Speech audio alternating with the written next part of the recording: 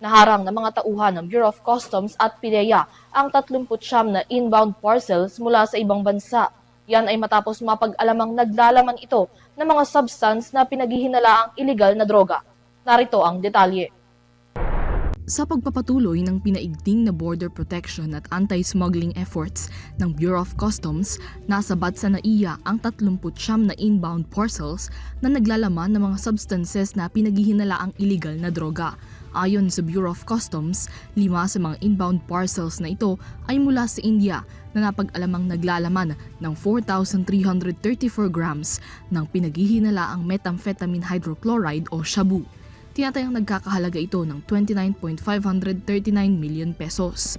Ang 34 na parcel naman mula sa Estados Unidos, Spain, Germany, Canada, the Netherlands at United Kingdom na nakitaan din ng parehong mga illegal substances.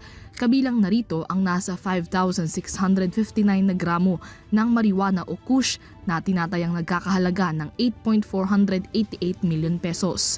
Bukod pa sa 707 grams ng ecstasy na nagkakahalaga ng 3.004 million pesos.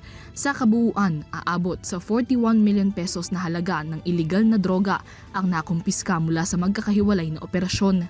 Ang mga shipments consigned sa mga recipients na addressed sa Metro Manila, Cavite, Laguna, Pampanga, Cebu, Cagayan de Oro, Surigao, Antique at iba pang lugar.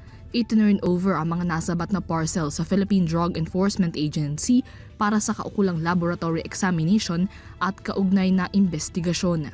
Para sa EuroTV News, Mia Layagin sumasaludo sa bawat Pilipino.